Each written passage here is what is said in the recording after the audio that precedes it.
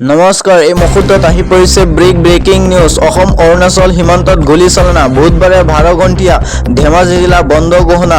সোমবাৰে ধেমাজি জিলাৰ গোগামুখৰ বদতিত অৰুণাচলীয়ে নিৰ্বিচাৰ গুলীচালনাৰ ঘটনাৰ তীব্ৰ প্ৰতিবাদ জনায়। এই ঘটনাৰ লগত জড়িত আটাইকেইজন অৰুণাচলী অপৰাধীক তৎকালীন কৰায়ত্ব কৰা উচিত আৰু শাস্তি প্ৰদানৰ দাবী উত্থাপন কৰিছে।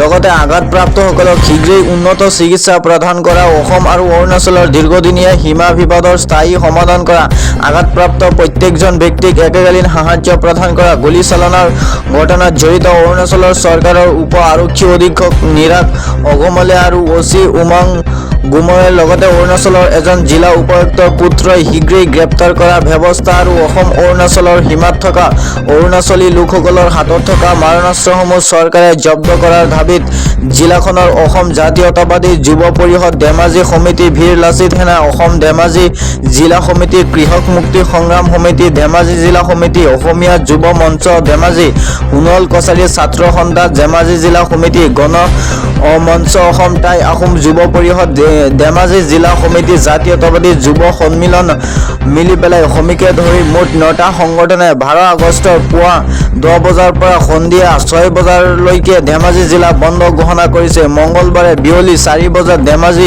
প্ৰেছ ক্লাবত সংবাদ মেলযোগে সংগঠনকেইটাই এই বন্ধৰ ঘোষণা কৰিছে।